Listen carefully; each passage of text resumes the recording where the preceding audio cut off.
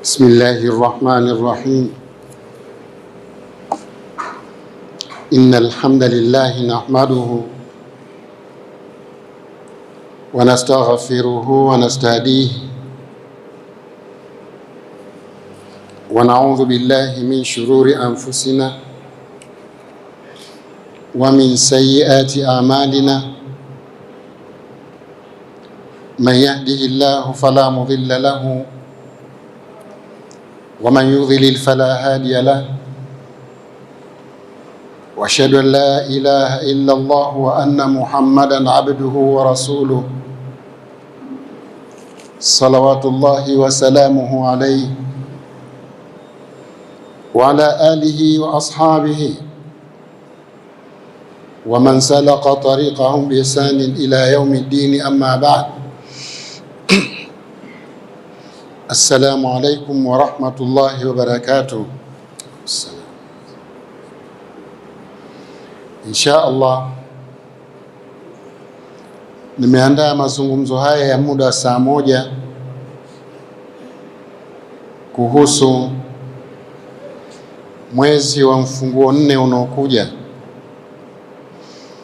Vipi tutautendea haki mfunguo 4 unaokuja? Unaitwa Muharram.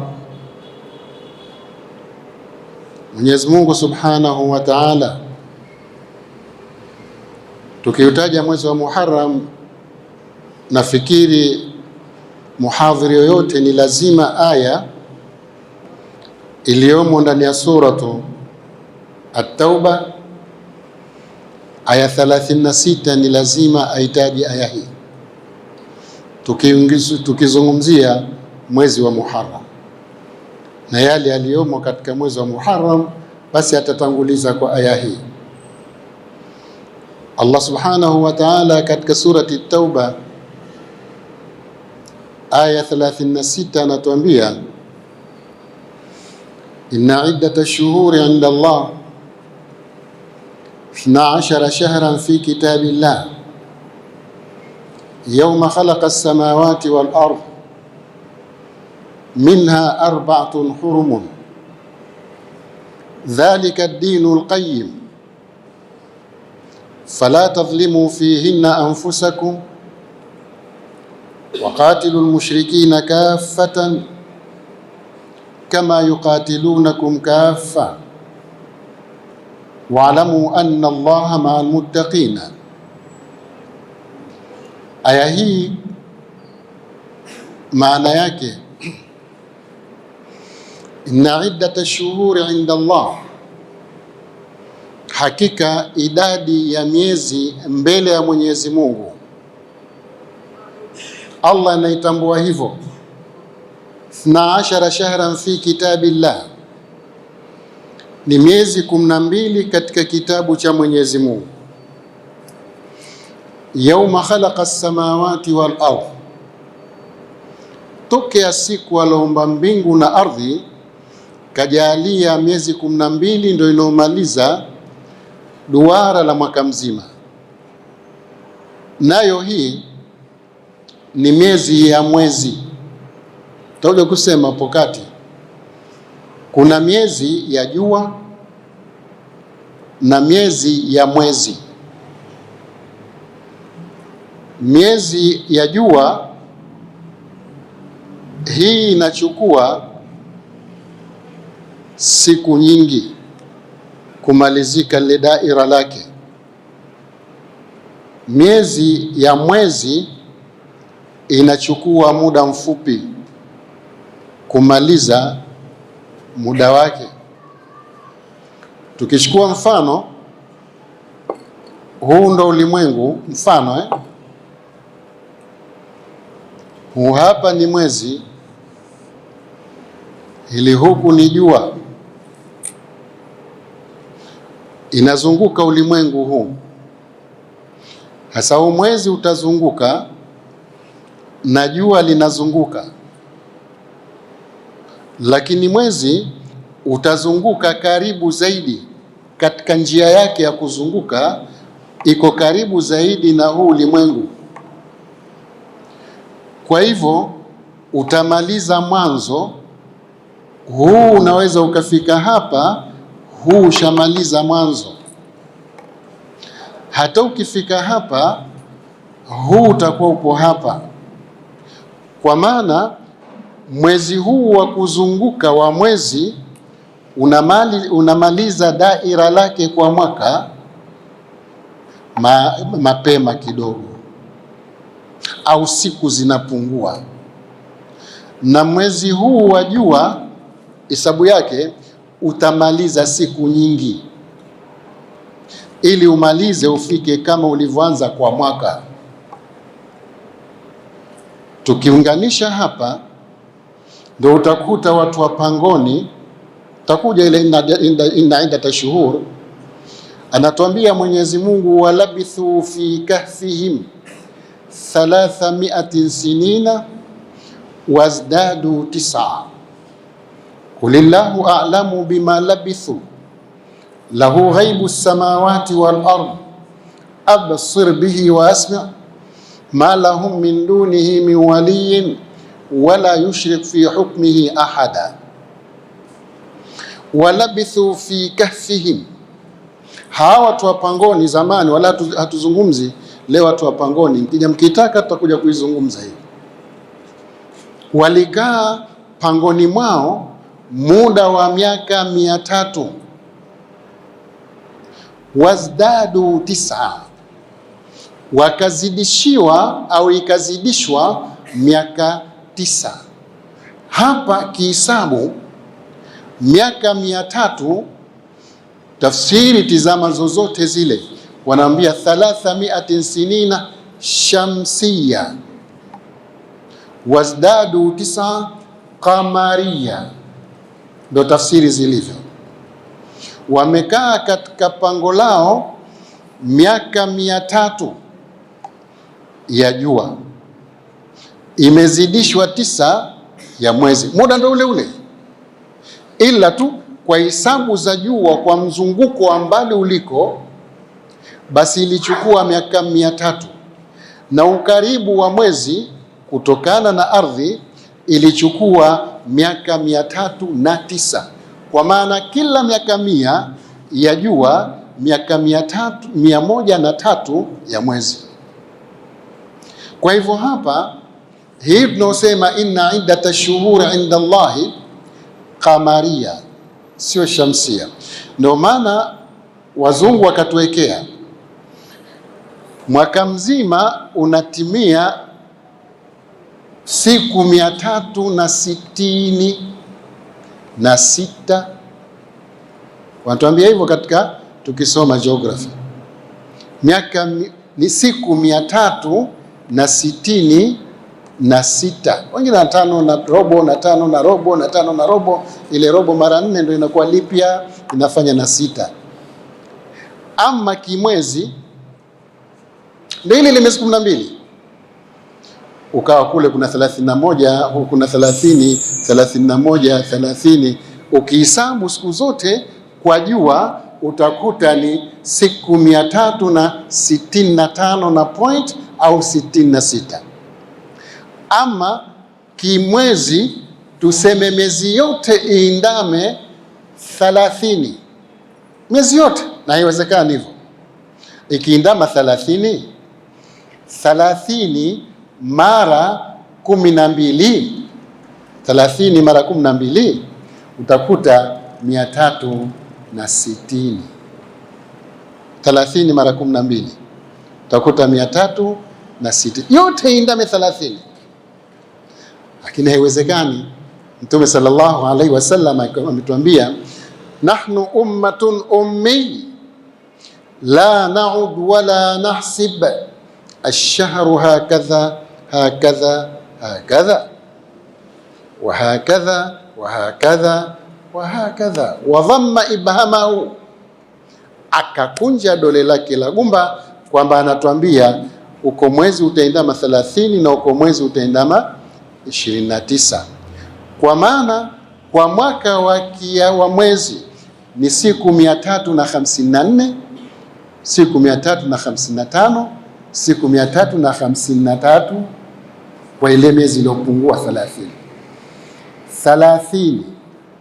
mara 12 utakuta ni 360, lakini kwa jua 366, lakini kwa mwezi 356.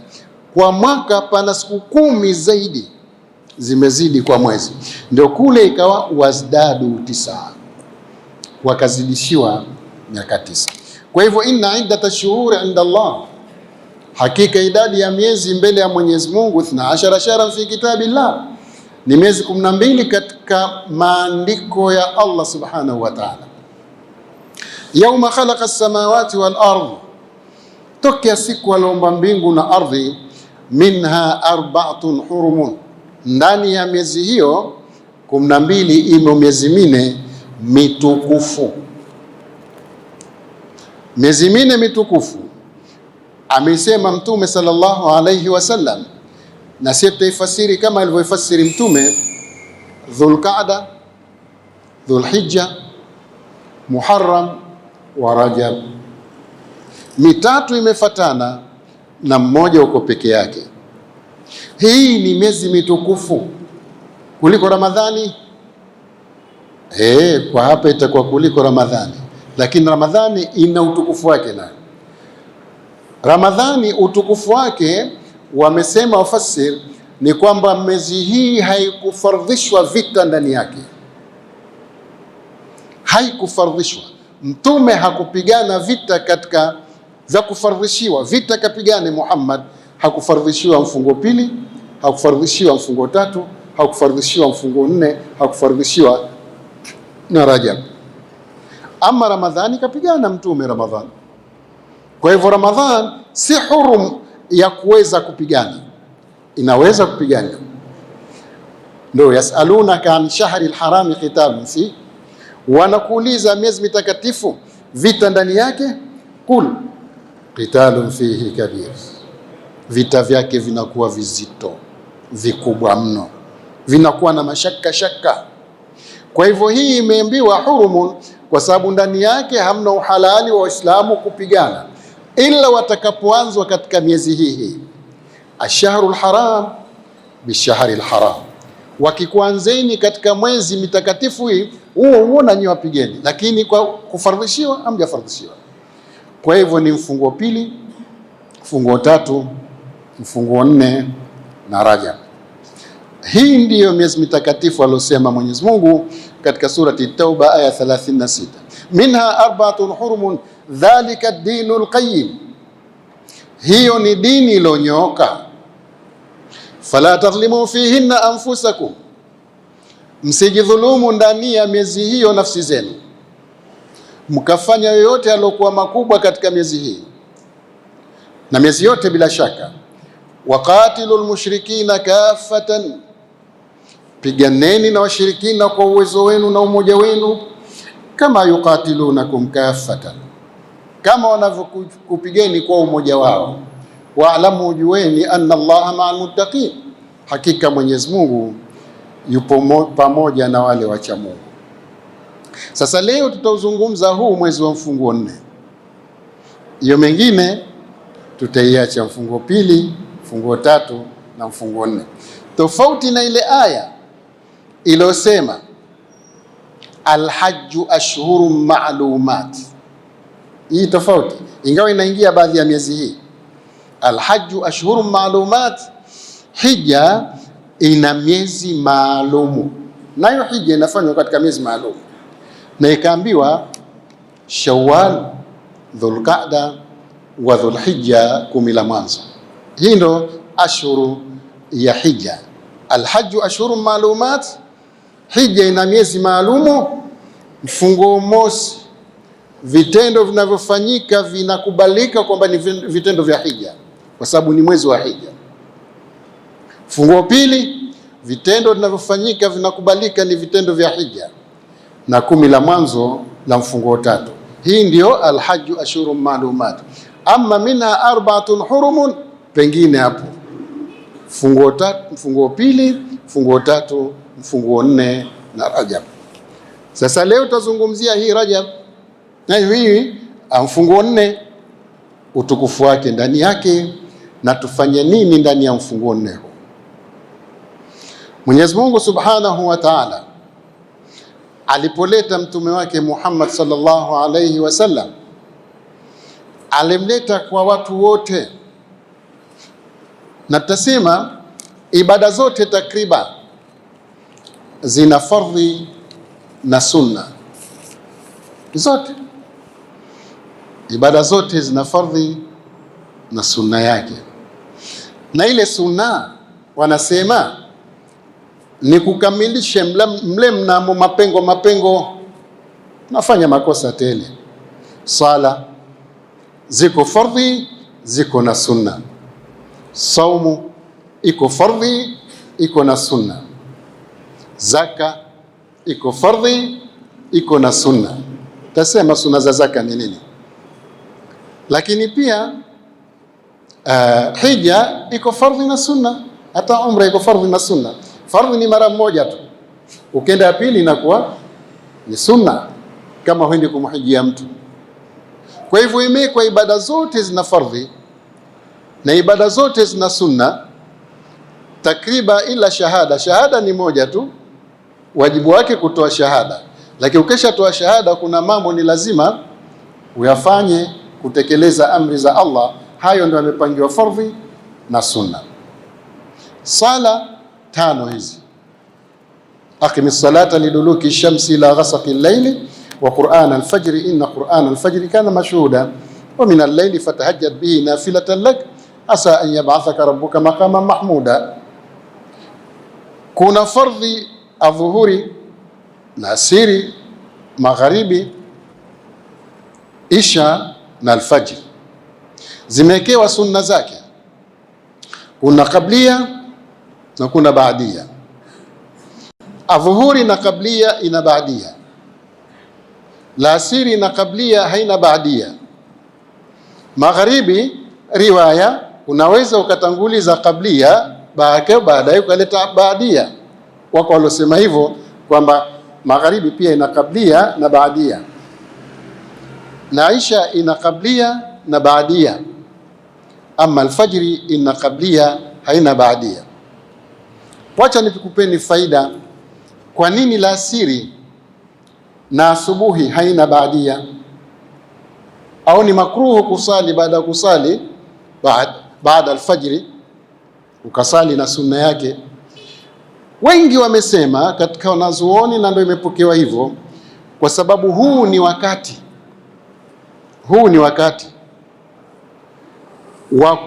wa kutoka jua kwa alfajiri au wa kuzama jua kwa alasiri. Wakati wa kuvuka jua asubuhi, tushasali salati al-subhi, basi utaona hilo jua linataka kuja zake, na tushamaliza kusali salatu al-asri, utaona jua hilo linakwenda zake. Ni makruhu kusali fardhu, unaweza ukasali hata kabla jua hajazama au wakati kabla jua hajatoka, lakini ile tunasema baadia. Kwa nini imekatazwa au kwa nini imekuwa makruhu? Kwa sababu wakati huu ni wakati wa jua linakamilika katika isfirar, inaitwa jua limekuwa halatul isfirar. Halatul isfirar ni wakati wa jua kuwa manjano au tunasema kuwa jekundu, linataka tu jekundu wala liumizi macho kuanzia alasiri pale, na huku tunataka natoka jekundu wala liumizi macho. Sasa wakati huu ni wakati ambao wale waliokuwa wakiabudia jua ndio wakati wanaoabudia pale linapozama au linapovuka. Ndio tukakatazwa tusishabihiane na wale. Kwa hivyo ikawa hakuna baadia baada salati al-asri na kabla salati subhi, tusishabihiane na wale waliokuwa wanasujudia jua, wanangojea wakati ule. Ndio ikaja la tasjudu lishamsi wala lilqamar wasjudu lillahi alladhi khalaqahu, msisujudie jua wala msisujudie mwezi, msujudieni yule aloliumba jua na mwezi. Kwa hivyo utakuta kila ibada ina fardhi, ina sunna. Sasa na fardhi ya Ramadhani ina sunna zake. Ziko sunna za siku kwa kutajwa na ziko sunna kwa tarehe ya kutajwa katika Ramadhani. Ziko sunna za siku ya kutajwa kama Alhamis walithnain.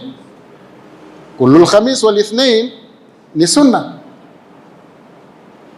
Sunna kwa jina la siku ni Alhamisi na Jumatatu.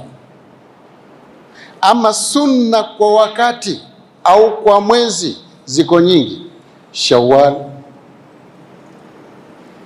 ayami albayd, ayami sud, yani siku nyeupe, siku nyeusi. Hizi zina siku maalumu, yani ina wakati maalumu, si kwa siku ya jina. Ayami albayd ni mwezi 13, 14, 15. Ni lazima iwe 13, 14, 15. Wapi? Kwa pale ulipo.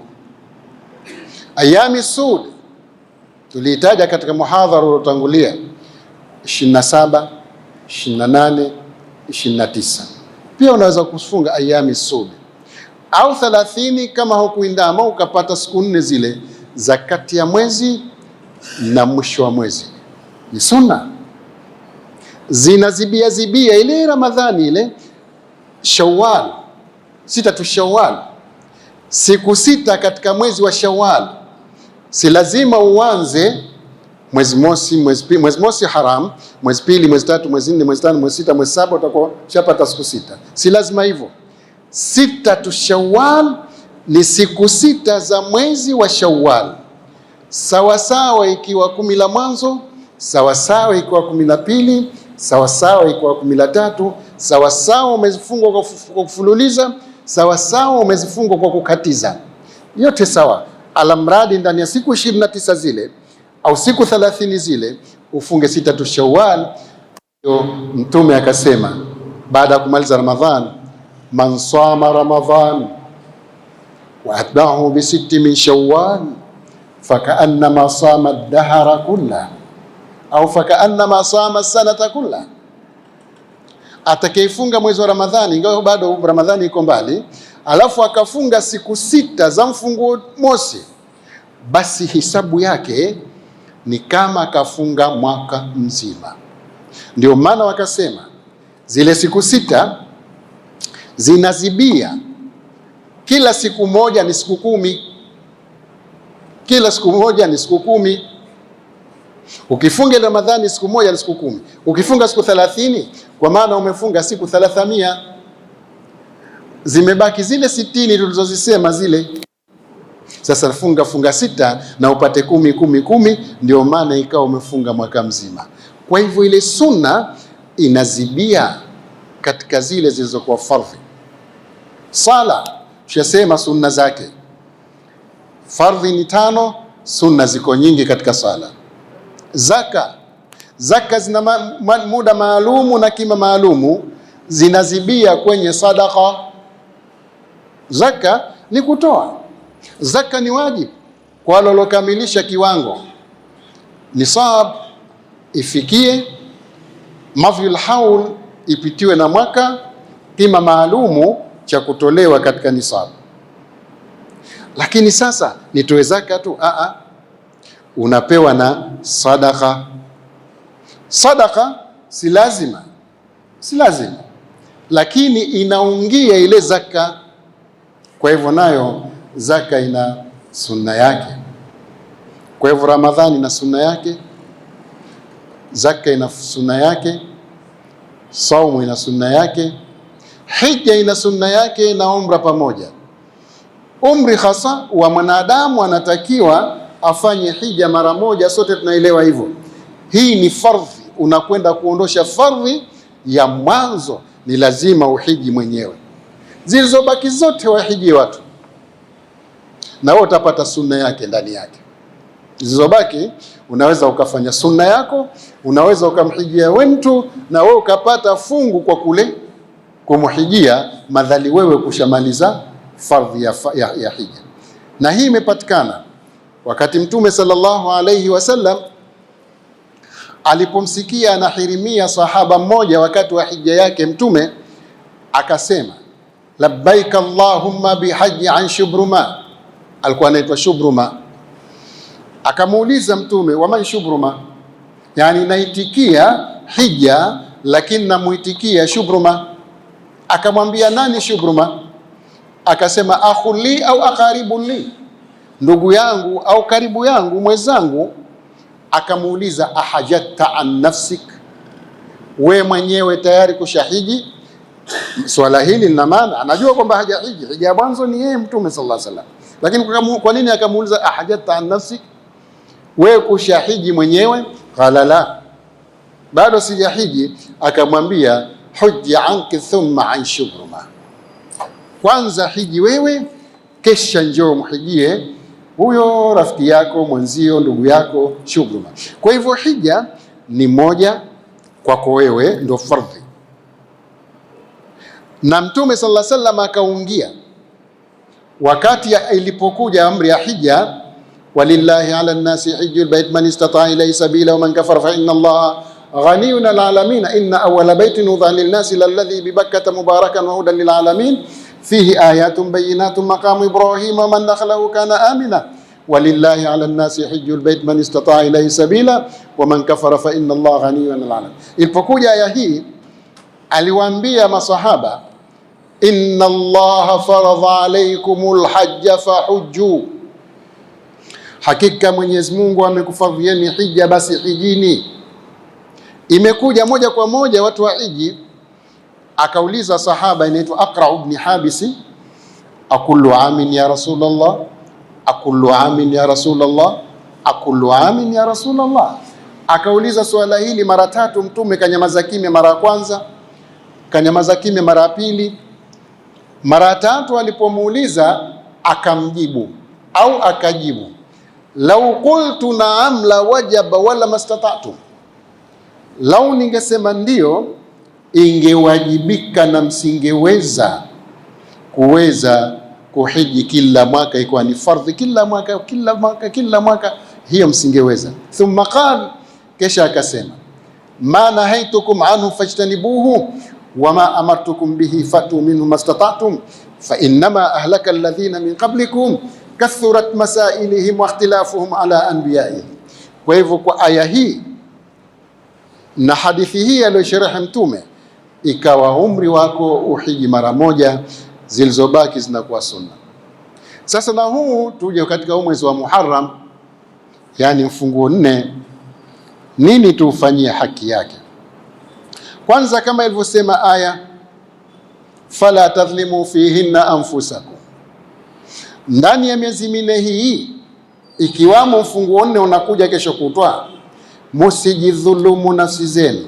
Tujitahidi kumcha Mungu katika huu mfunguo 4 kama tulivyojitahidi mfunguo 2 na mfunguo 3 na miezi yote, na ikifika Rajab vile vile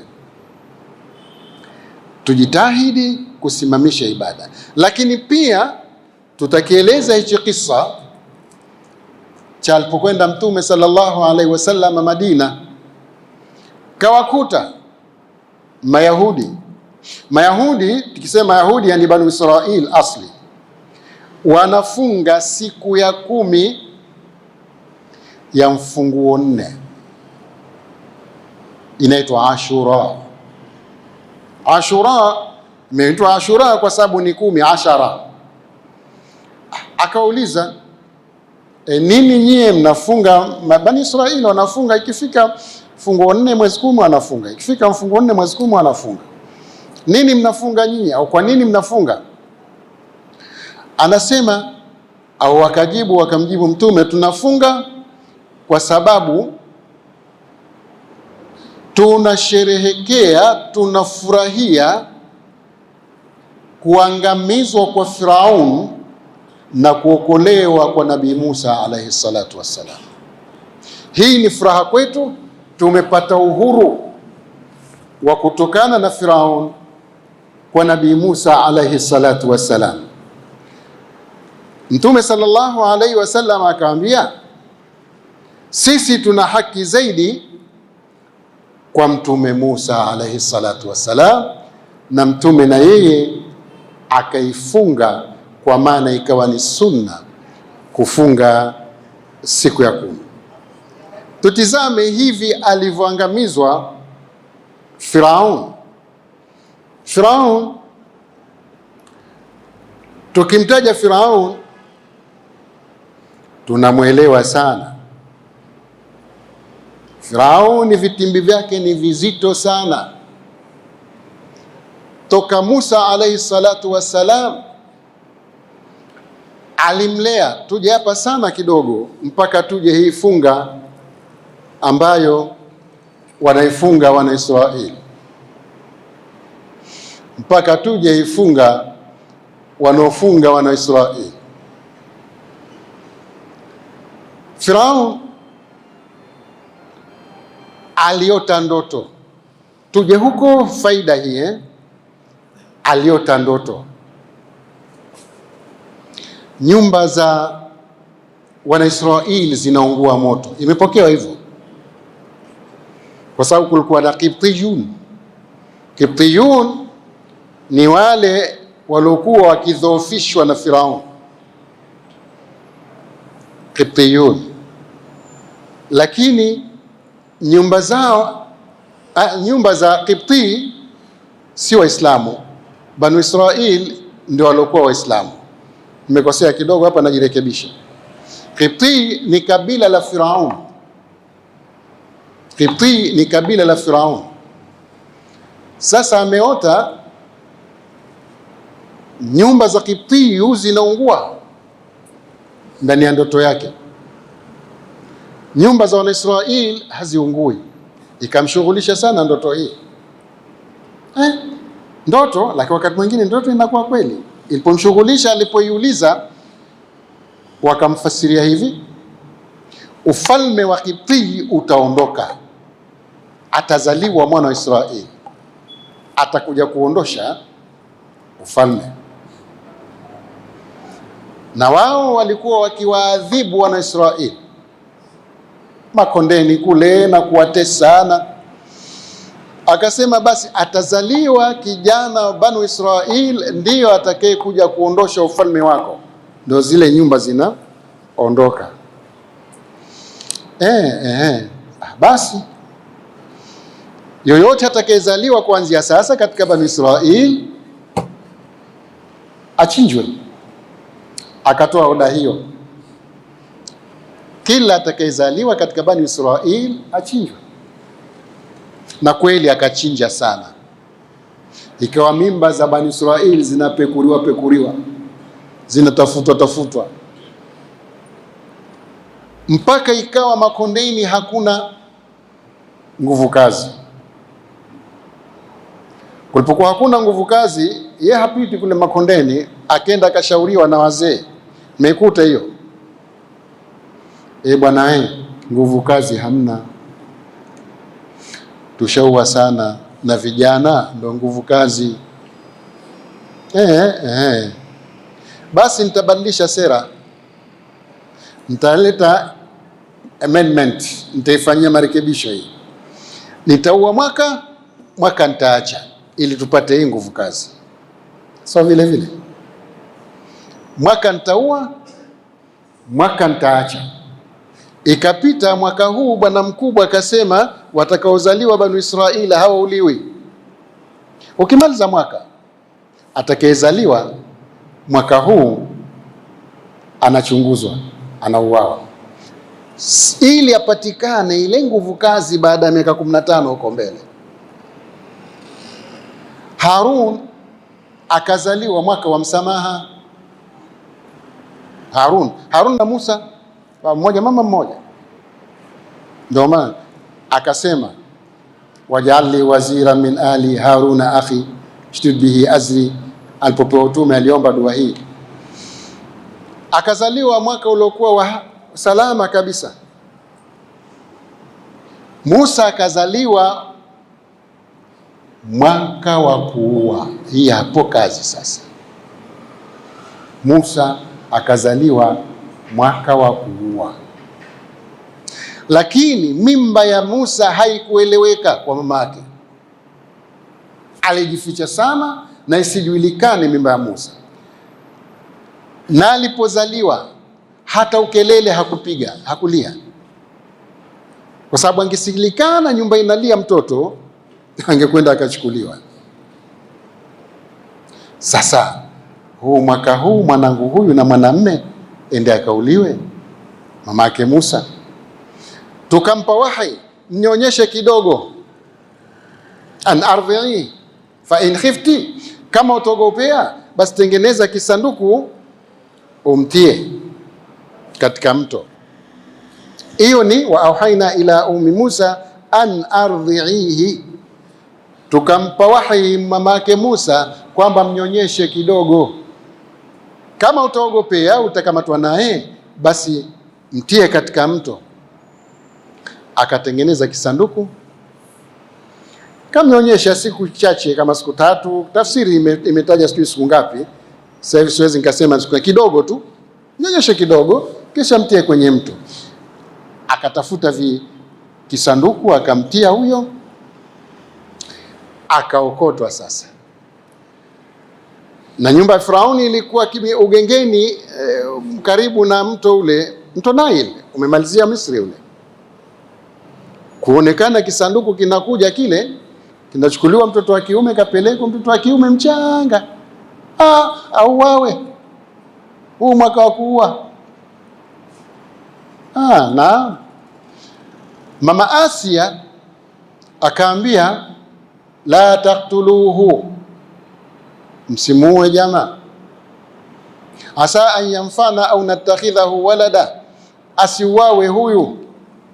Kwa hivyo akakubaliwa kwa maneno ya mkewe, lakini Qur'ani inasema hivyo. Takwenda haraka haraka. Lakini nani atamnyonyesha? Hakuna atamnyonyesha. Kila anayekuja anakataa Musa, wa haramna alayka almaradhi, alayhi almaradhi, tukamharamishia manyonyo yote. Kila anokuja nyonyeshaji wanaletwa pale wamnyonyeshe Musa, hataki. Sasa wakati alipotiwa katika ule mto, alikuwa na dada yake anaitwa Maryam, sio Maryam mama yake Isa, Maryam. Akaambia kusihi, hebu kifate hicho kisanduku, kusihi fa basurat an junubin wa hum la yashurun, akakiona kinaokotwa kwa mbali na yakasogea. Alipoharamishiwa maradhi, mtoto yule dada yake Musa akashogea, akaambia hal adullukum ala ahli baitin yakfuna lakum, sikuonesheni mtu wa nyumba atakunyonyesheni huyu, mlete. Ndio pale akaletwa, kenda kumchukua mamake mbio mbio, hakuwa mbali, alikuwa pale pale.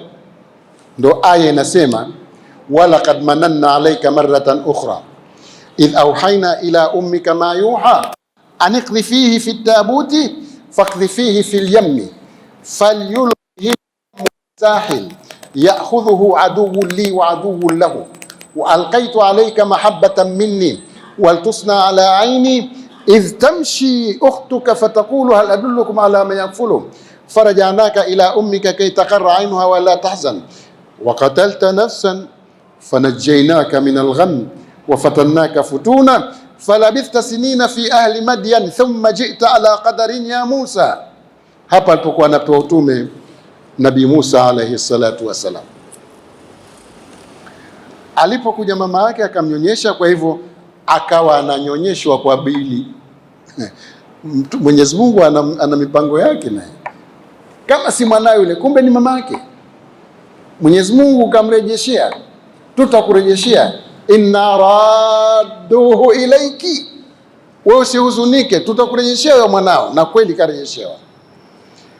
Kwa ufupi, akaishi Musa katika mazingira ya Firauni, kafanya vituko vingi mpaka wakamwekea moto pamoja na wanasema tende na chakula, kwa sababu mdogo alikuwa akifanya vituko akimparapara. Ambia huyu ndo ndoambiwa huyu, hakuna vituko hivi, ila ndio si huyo, hebu mwekee tende. Akaekewa tende, akaenda kwenye kala moto au kijinga cha moto, akakichukua akakiweka mpaka kikamuunguza, ndo akamnyang'anya.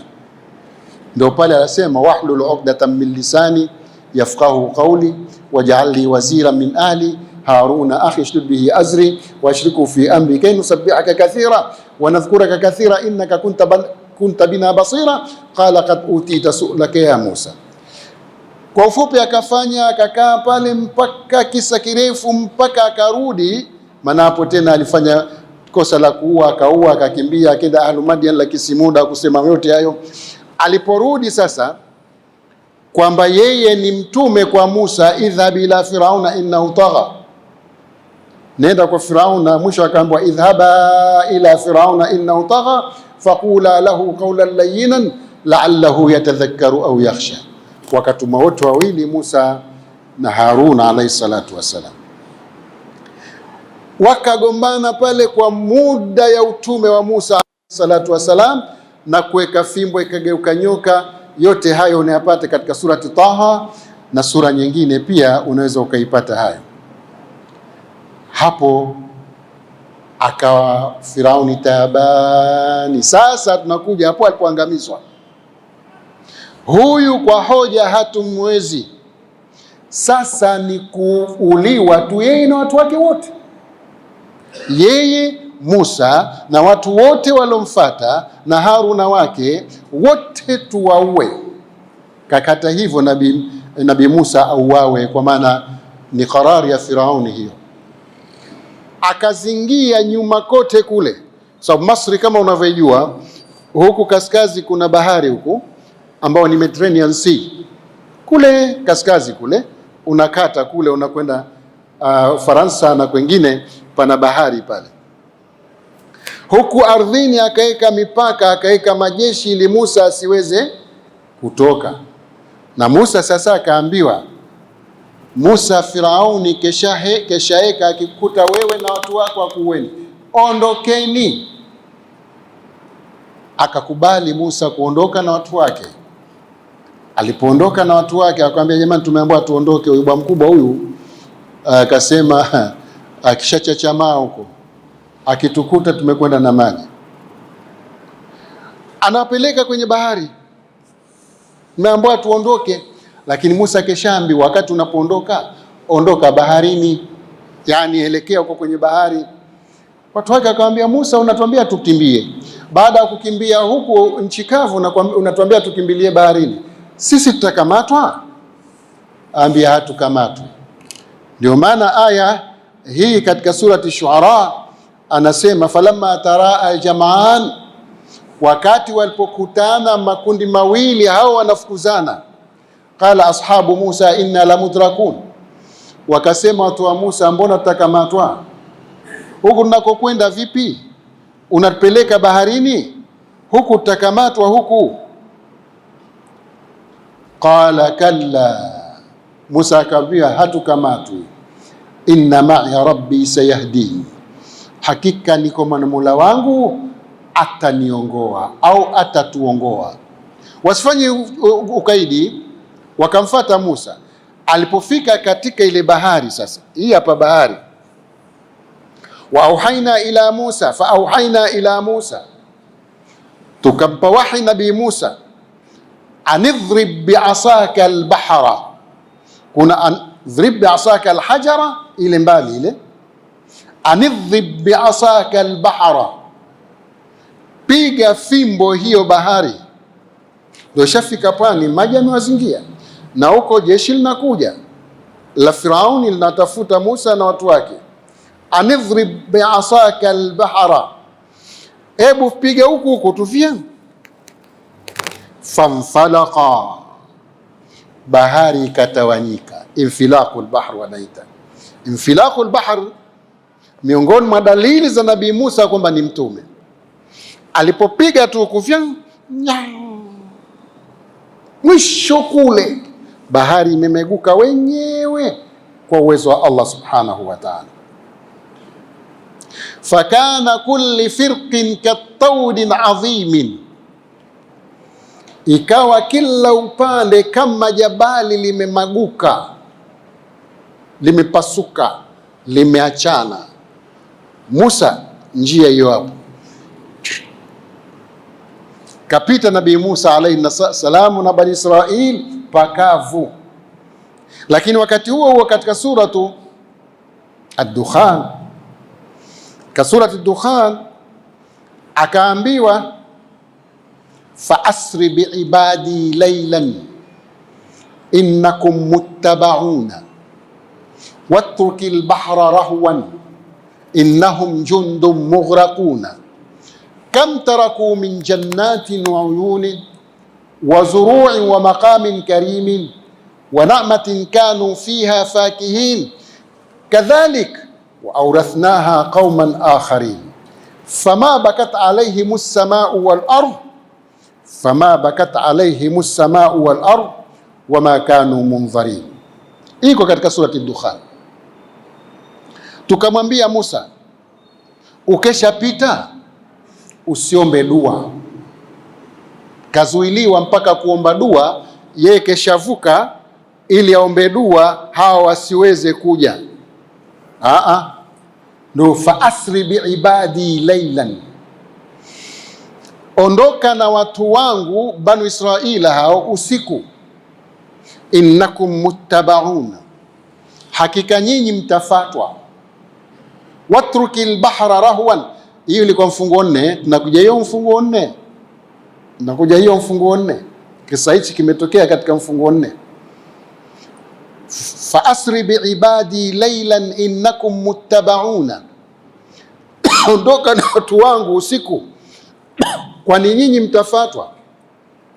Watrukil bahra rahwan, yache bahari kavu. Kwa maana hapa anaambiwa usije ukaomba dua, tafsiri imesema hivyo. Iache hivyo hivyo. Ukija ukiomba dua ya mtume hatuirejeshi. Akiomba dua mtume tena Mwenyezi Mungu airejeshe dua yake?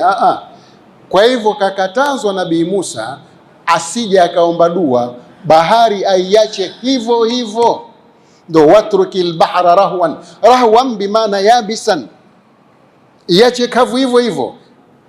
Watrukil bahra rahwan innahum jundun mughraqun, hakika wao ni jeshi tutaliangamiza hilo. Innahum jundun mughraqun, na kweli kam taraku min jannatin wa uyun, mangapi wameacha katika mabustani na mabustani pamoja na chemchemu. Wa zuru'in wa maqamin karim, makonde na mahala vyeo wakaviacha. Maqamin karim, vyeo vyao walivyokuwa navyo katika serikali ile. Wa maqamin karim wa na'matin kanu fiha fakihin, na neema ambazo walizokuwa nazo wakistarehe nazo wakinemeka nazo wameziacha. Wa na'matin kanu fiha fakihin kadhalika wa awrathnaha qauman akharin, ndio kama hivi tukawarithisha watu wengine baada ya kuangamizwa Firaun na jeshi lake. Fama bakata alaihimus samau wal ardhu, haikulia mbingu haikulia ardhi. Wama kanu munzarin, wala haikuwa wenye kusubiriwa, waliangamizwa tu.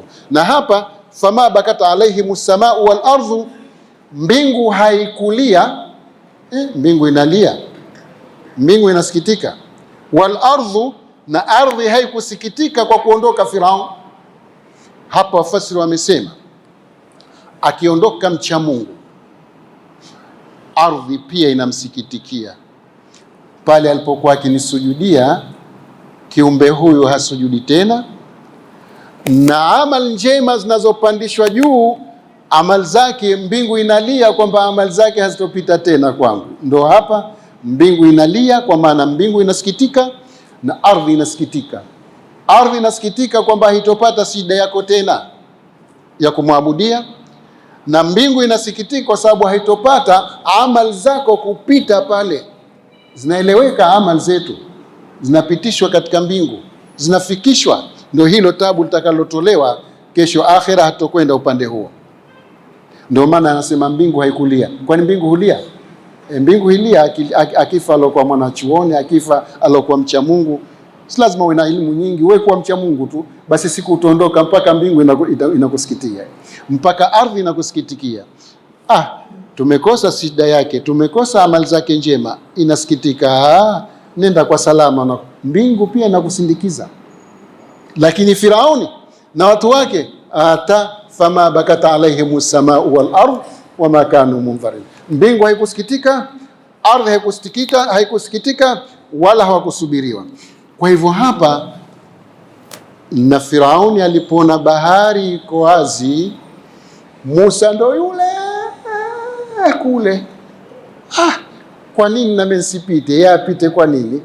Ile ghera yake akaona, na mimi nitamfuata huko huko anakokwenda. Si basi tena, siwezi kurudi huku.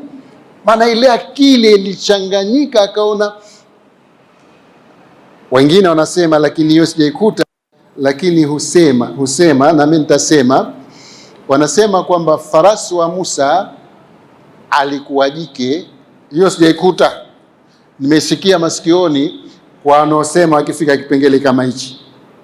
Nimesikia katika hivi vyombo hivi vinavyosema, sintaitafuta na mimi, kwamba farasi wa Firauni alikuwa dume na farasi wa Musa sijaikuta. Inasema nasema tena sijaikuta. Sijaikuta wapi? Nimekuta ndani ya mitandao. Kwa hivyo ile kushurufu kwake ndio kulikompa ile farasi la Firauni. Firauni farasi wake, wale wengine si kweli. Mimi siwezi nikakubali. Jeshi zima liliangamizwa hapo, jeshi zima. Kwa hivyo kwamba akikwambia kuna farasi sijui alikuwa kesha shurufu, na huku sijui kuna farasi wa Firauni ndio alikuwa anamfuatia yule, usichukue. Sijaikuta mie hiyo. Kama iko basi itakuwa dhaifu. Mimi sijaikuta. Kwa hivyo tumeona kwamba mwezi huu wa mfungo 4 kwanza tufanyie ucha Mungu sana, kwa sababu ni min ashharul hurum. Lakini pia ikifika siku ya 10 au ya 9 na 10 tufunge, kwa sababu Mtume sallallahu alaihi wasallam ameiacha siku hii hali ya kuwa anaifunga pamoja na Tasua. Na wanazuoni waliotuzidi wamesema saumu yaumu Ashura ni hadithi ya Mtume pia, yukaffiru, inafuta. Saumu yaumu Ashura yukaffiru sanata almadhiya, inafuta madhambi ya mwaka uliopita, sio na ujao. Ujao ni saumu Arafa. Saumu yaumu Arafa yukaffir sanatul madhiya wa sanatul muqbila. Ama hii Ashura inafuta madhambi yaliokuwa ya mwaka uliopita, lakini wengi katika yale yaliokuwa si makubwa. Kuna kabair al-ithmi na saghairu al-ithm, madhambi makubwa na madhambi madogo. Ndio maana Mwenyezi Mungu akasema, in tajtanibu kabaira ma tunhauna anhu nukaffir ankum sayiatikum wa nudkhilukum mudkhalan karima. In tajtanibu kabaira ma tunhauna anhu, kama mtajiepusha na madhambi makubwa mlokuwa mmekatazwa nayo, basi nukaffir anhu sayiatikum, nukaffir ankum sayiatikum, tutawafutieni madhambi yenu madogo madogo, hasa kwa kufunga siku kama hizi na kufanya yaliokuwa mema. Kwa hivyo tusiache yaumu Ashura. Ni lini? Ni mwezi 10.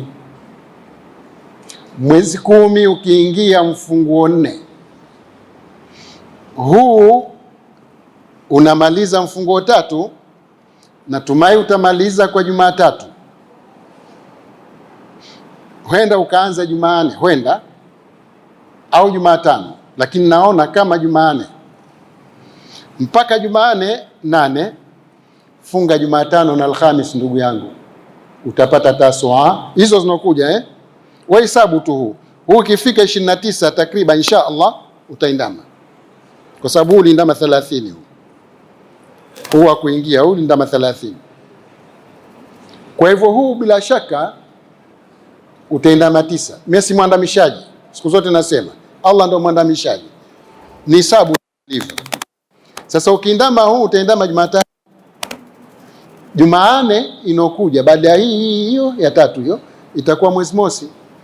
Hesabu mpaka Jumanne mwezi 8, funga Jumatano na Alhamis, Tasua aloiraghbisha Mtume sallallahu alaihi wasallam, na Ashura alosema sisi tuna haki zaidi kwa ndugu yetu, kwa kaka yetu Nabii Musa.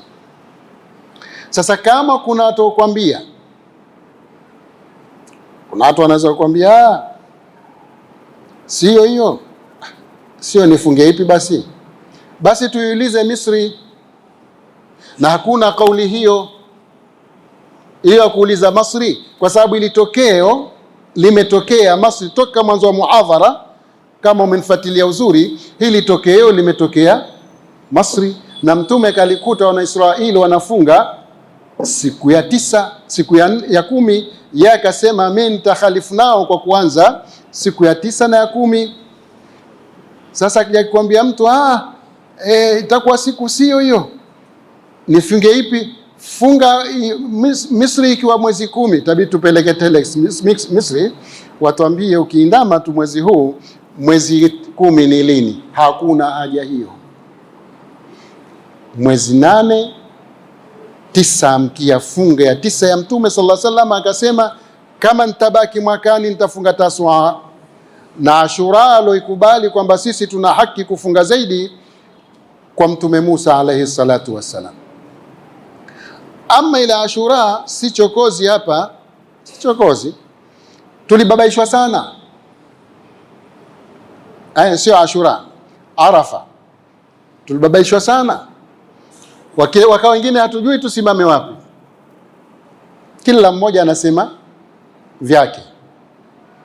Lakini la kusikitisha, mimi niliposikia kanda nilisikitika, na nitatoa masikitiko yangu hapa. Atakayeiona, atakayenilaumu aje anione mwenyewe, asijibu kwenye kamera. Na hata akijibu kwenye kamera si tatizo, lakini kwa nini shekhe ukasema pale? Njoo nione, takufahamisha masikitiko yangu. Kuna walobabaisha watu katika Arafa, tena kwa bahati mbaya, na wakatoa maneno mesi kuyapenda. Naweza kusema ni matusi na kudhalilisha watu. Hoja haziwi kama hivyo.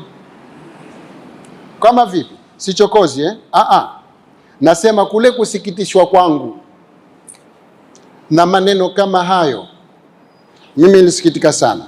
Sasa na hii Ashura sijui itajibiwa vipi? Ya Ashura sijui itajibiwa vipi? Arafa ishajibiwa, Ashura sijui itajibiwa vipi? Samanini, sina kawaida hii, lakini haya nisije nikaambiwa umezua. Tusikilizeni kwa dakika 3 mpaka 4, alafu nitakwambia vipi nimesikitishwa mimi. Vipi nimesikitishwa, nitasema masikitiko yangu, na kama itakuwa na mimi nimekosea, basi Allah ataweza kunisawazisha. Kuna kijana akasema kusisitiza ya kwamba watu wafunge Jumanne, Jumatano ni sikukuu. Ukija ukifunga Jumatano, Arafa umemkosa. Arafa hasa umemkosa. Hii iliyopita hii haifunguki, maskini haitaki isikilikane. Arafa mmemkosa, lakini akatumia maneno yake za watu, maneno ya watoto wa watu watakasifu tu. Hamkupata Arafa yoyote, mmempata Fatuma, Mwajuma, Mwatima. Ndio hoja jamani hiyo. Alokuwa hakufunga siku ya Jumatano, Jumanne kuamkia Jumatano, kwanza hakupata yule Arafa. Amempata Fatuma, amempata Mwajuma, amempata Mwatima. Kwa majina hayo, Fatuma ni mke wa mtu, Mwajuma ni mke wa mtu, Mwatima ni mke wa mtu na mtoto wa mtu na ndugu wa mtu. Vipi utafungia kuvuta kwako ndani ya kutaja majina ya watu? Hapa nimesikitika sana. Haitaki kufunguka. Ingelikusikilizisheni, lakini haitaki kufunguka. Leo imesema sifunguki kwa sababu labda utamfedhehesha huyo mtu na itamfika ikanda. Mwisho akasema watu wakishaondoka kule, huna arafa uliomuoa, umeoa kipofu chongo na umeoa kilema. Watu tayari washamchukua Arafa, wanakula hanimuni na wanakula bata. Jamani, we shekhe, ndo unatoa mawaidha? Mawaidha hayo watu wakuvute, wakuone kwa kutaja hapa. Nimesikitika, na kama atanifuata mwache aje inbox manake anione personally. Hili mimi simfuati kwa sababu nitakwenda kuchokoza, anifuate yeye. Naona umenitolea muhadhara, ndio ulilofanya silo. Huwezi ukataja wake wa watu kulinganisha. Inafunguka hiyo, kama inafunguka ifunguke.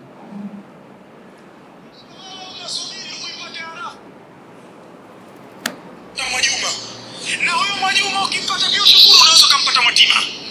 Yaani hakuna Arafa baada ya watu kuondoka Arafa. Wala usije ukajipa moyo, lakini hakuna cha lakini. Kuna mafungamano makubwa. Kisha wewe unasubiri uipate Arafa. Ndugu yangu, huna Arafa utakayempata, utampata Fatuma. Na huyo Fatuma ukimpata pia ushukuru. Jamani za kudalo. Wache taita. Jamani za kudalo. Msamaha nini? Kwa sababu kijana huyu unaona anaingia katika mambo yaliokuwa sifa ni yake. Ana ilmu lakini kutoa mihadhara kuna fani. Wacha tumsikilize. Wanomfuata na wamfuate. Sika na mkashifu, kajikashifu mwenyewe.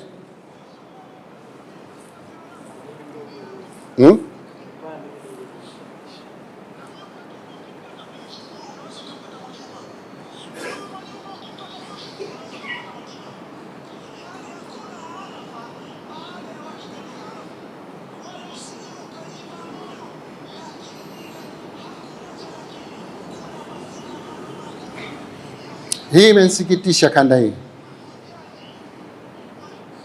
Kama una hoja, toa katika kitabu na sunna. Usitaje majina ya wake za watu. Hiyo ndio hoja yangu mimi. Hamna Arafa mlompata, mmempata Fatuma. Fatuma mama zetu. Hamna ukimpata wewe Fatuma ushukuru, umempata Mwajuma. Mwajuma dada zetu. Ukimfuata huyo Mwajuma ushukuru, umempata Mwatima. Ina maana watu wanawapa darja ndani ya mawaidha ya kuwavuta watu ili waamini sera yake, sivyo? Hana skills za kuweza kuwaita watu katika ucha Mungu. Nasema hivyo mimi, hana skills za kuweza kuwaita watu katika ucha Mungu. Akampa kipaji cha kusema hilo, nashukuru. Allah kampa kipaji cha kusema, lakini hajui kutumia ilmu. Atumie ilmu uzuri. Nampa message, atumie ilmu uzuri, itamfikisha pazuri. Si hivyo, na atizame aya ya 6 katika surati Luqman na aya ya 7, na atazame aya iliyomo katika suratul Baqara, sijui 200 na ngapi ile. Kuna yashri wa yashtari. Neno yashri wa yashtari, yeye kashtari, hakushri. Kashtari namna gani? Allah anasema wa minan nasi man yashtari lahwa alhadithi liyudhilla an sabilillahi bighairi ilmin wa yattakhidhaha huzwa. ulaika lahum adhabun muhin. Wa idha tutla alayhi ayatuna walla mustakbiran ka'an lam yasma'ha ka'anna fi udhunayhi waqra fabashirhu bi'adhabin alim. Namwambia aziogope aya mbili hizi. Mimi si mfasiri mzuri, lakini Qur'an naifahamu kidogo. Si mfasiri mzuri na nasema sikujisifu. Qur'ani nishifasiri mara 6 neno kwa neno, ka surati al-Baqara mpaka qul a'udhu birabbin nas. Mwaka wa 40 huu naranda na Qur'ani. Asifanye maskhara kwa maneno ya kuwavuta watu ili wapate upande wake. Atafute maneno yaliokuwa yamo ndani ya Qur'ani, yamo ndani ya Sunna, ajengee hoja. Fatuma na Mwatima na Mwajuma bado haijawa hoja ya kwamba watu wafunge Arafa kabisa. Kwangu mimi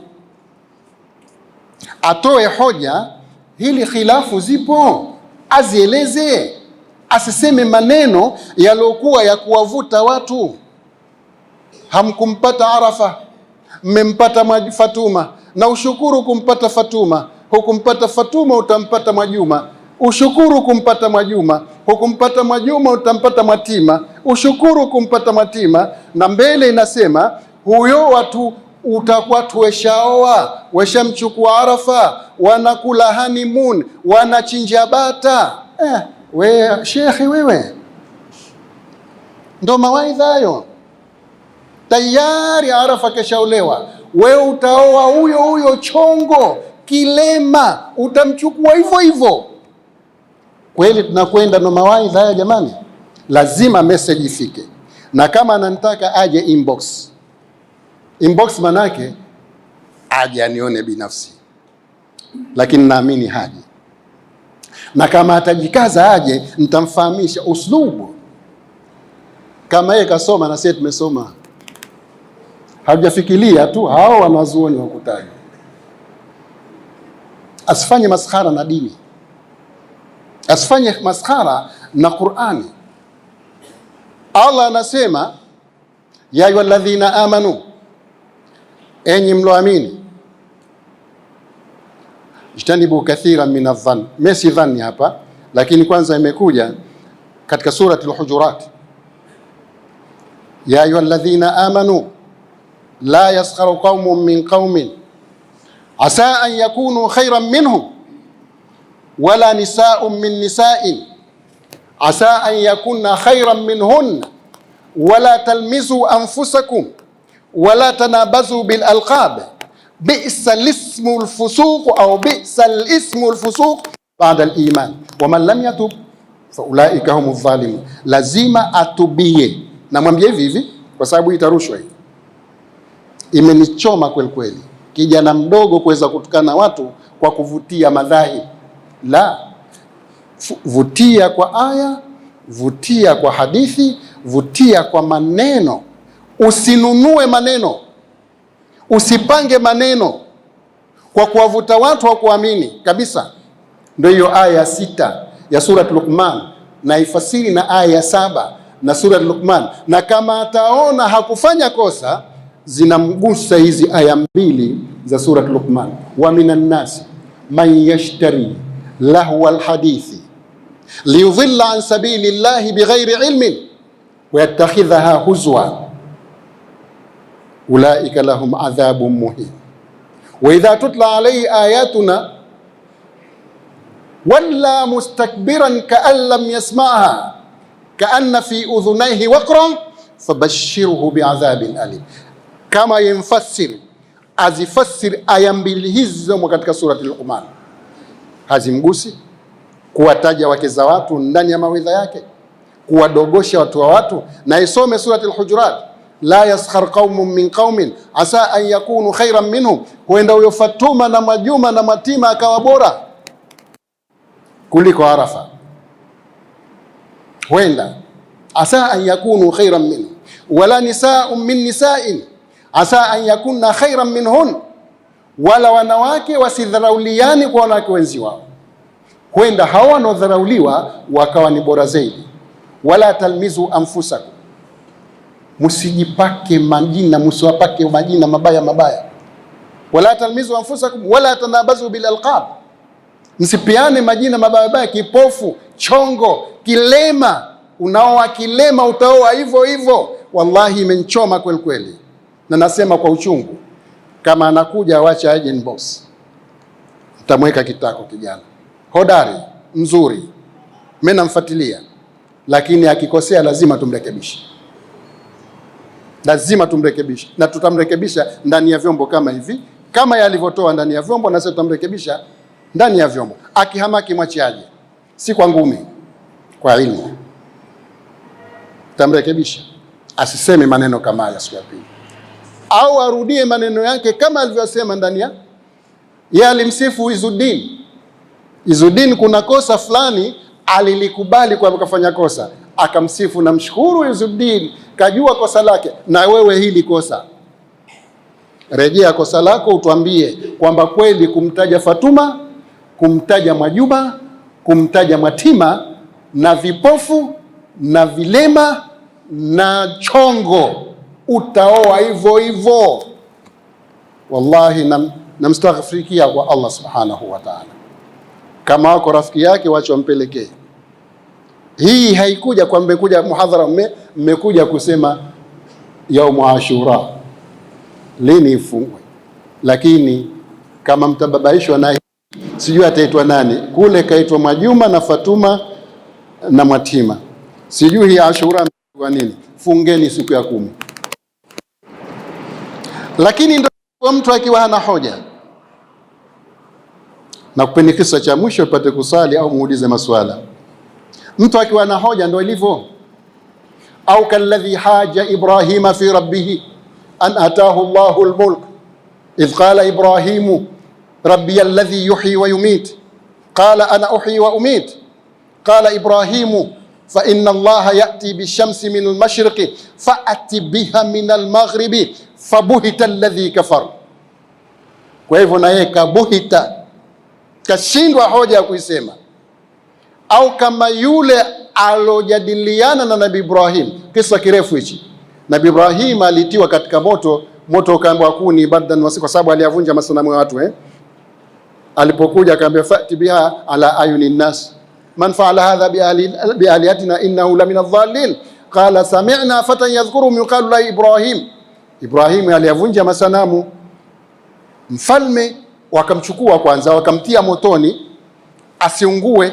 Moto ulipoa amri ya nar kuni bardan wa salaman ala Ibrahim, moto poa kwa bardi na salama kwa Ibrahim. Akatoka mzima.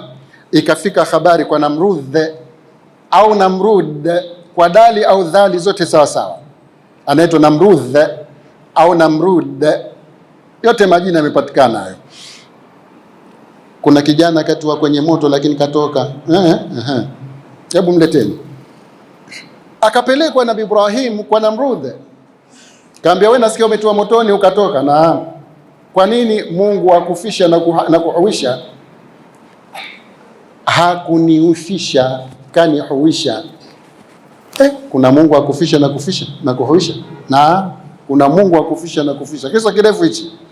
Akaambia kwa hivyo na mimi naweza kufisha na kuhuisha. Mola wako sio anafanya hivyo peke yake. Utafisha vipi? Nileteni wafungwa wawili waliotoa gerezani bila kuhukumiwa, mahabusu tunaita. Maleteni wahabusu mawili, wamefanya makosa hayajajulikana kwamba ndio au sio. Wakaletwa mahabusu wawili, mmoja akampiga upanga akamdhulumu bure maskini. Haya, huyu nishamfisha na huyu nishamuacha. Kwa hivyo hali ya kufisha na kuhuisha na mimi nayo. Lete hoja ya Mungu wako. Na mbona tukafanya hivyo? No, au kalladhi haja Ibrahima fi rabbi, surati al-Baqara. Au kama yule alomtia hoja Nabii Ibrahim kwa Mola wake, an ataahu Allahu al-mulk, kwa sababu kapewa ufalme. Namrudi huyu.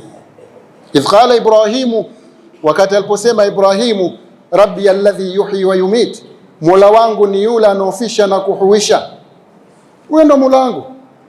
Akajidai qala ana uhyi wa umit, na mimi nahuisha nafisha. Ibrahim akamgezea kibao, akamwambia fa inna Allah yati bi shay'in min al-mashriq fa'ati biha min al-maghrib. Mwenyezi Mungu analitoa jua huku analipeleka huku, mashariki kuja magharibi, wewe litoe huku basi lije huku. Hawezi maskini.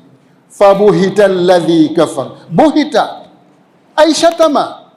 Katika tafsiri kwa mwalimu wangu kanifasiria, akatukana pale, hana cha kusema. Kwa hivyo ukishindwa hoja ndo unatoa maneno ya matusi. Huna hoja utatoa maneno ya ovyo. Na ukijana ameshindwa na hoja katoa maneno ya ovyo. Manake kawa kama Namrud, siwezi kumfananisha na Namrud, alikuwa kafiri yule. Hoja lete penye jambo, alafu waambie wafuasi wako wafate kwa hoja zilizokuwa madhubuti. Na huku kuna hoja, na sisi tutaambia watu wetu hivi ndio dini itakavyokwenda takriban. Lakini ukiona mimi natukana, nataja wake wa watu majina ambayo hayamo ndani ya sunna, hayamo ndani ya Qur'ani, labda Maryam ndo alamo ndani ya Qur'ani, basi ujue nimeshindwa hoja. Kwa ufupi, hili niliposikia hii cassette, ukweli mimi kama mlinganiaji nimeona hana skills, hana skills za ulinganiaji, hana maskini. Tizama Musa alipopelekwa na Harun, aliambiwa vipi? Idhhaba ila firauna innahu tagha faqula lahu qawlan layyinan la'allahu yatadhakkaru au yakhsha. Kafir kaambiwa hivyo, nendeni kwa Firaun, mukifika mumwambie maneno mazuri, huenda akafahamu, akakumbuka au akaogopa. Sasa wewe unanitajia mama yangu Fatuma kichongo, kweli ndio utakufuata? Unanitajia dada yangu Mwajuma kilema, kweli ndio mawaidha kunivuta mimi nije huko? Unanitajia kaka dada yangu Mwatima hana jicho, oa hivyo hivyo. Na kumalizieni, hawa kilema tuwaogope kweli. Akikupa kilema Mwenyezi Mungu shukuru. Kuna hadithul Qudsi anasema Allah subhanahu wa ta'ala, idha btalaitu abdi bihabibatayhi ay bifaqdi habibatayhi fasabara lam ajid lahu jazaa illa aljanna lam ajid lahu jazaa duna aljanna. Idha btalaitu abdi, nikimtia mtihani mja wangu, bihabibatayhi, kwa kumpa vipenzi vyake viwili vikaondoka, fasabara, akasubiri, lam ajid lahu jazaa duna aljanna au lam ajid lahu jazaa illa aljanna, sitampatia cha kumlipa isipokuwa pepo. Kipofu huyo, wewe unamtaja akawa kipofu kwa sababu kakosa Arafa. Wapi jamani? Abdullah ibn Ummi Maktum, namaliza, alikuwa kipofu. Upofu wake ni maumbile, Allah akamtia mtihani, lakini pia amempa cheo. Ilipoteremka aya waman kana fi hadhihi a'ma fahuwa fil akhirati a'ma wa adhallu sabila, waman kana fi hadhihi a'ma fahuwa fil akhirati a'ma wa adhallu sabila, atakayekuwa hapa ulimwenguni kipofu na akhera atakuwa kipofu na atapotea njia. Alikwenda mbio Abdullah ibn Ummi Maktum kwa Mtume Muhammad sallallahu alayhi wa alihi wasallam, akamwambia laqad unzilat alayka aya hiya ashaqqu alayhi, imekuteremkia Muhammad aya hiyo ni nzito kwangu, nzito aya hiyo kwangu mimi. Mtume akamuuliza wama hiya al-aya ya ibn Ummi Maktum, aya gani? Akaisoma, waman kana fi hadhihi a'ma fahuwa fil akhirati a'ma wa adhallu sabila, Atakayekuwa hapo ulimwenguni kipofu, basi na kesho akhira kipofu, na atapotea njia. Laqad raditu an akuna ama fi hadhihi dunya haithu dunya laha fana, nimeridhika mimi kuwa kipofu hapa ulimwenguni, najua ulimwengu utamaliza. Walakin la utiqu, sitovumilia, an akuna ama fil akhirah haithu la fanaa laha, wakati akhira hakuna mwisho, na huko hapa nishakubali nimekuwa kipofu, na kesho nijeliwe kipofu.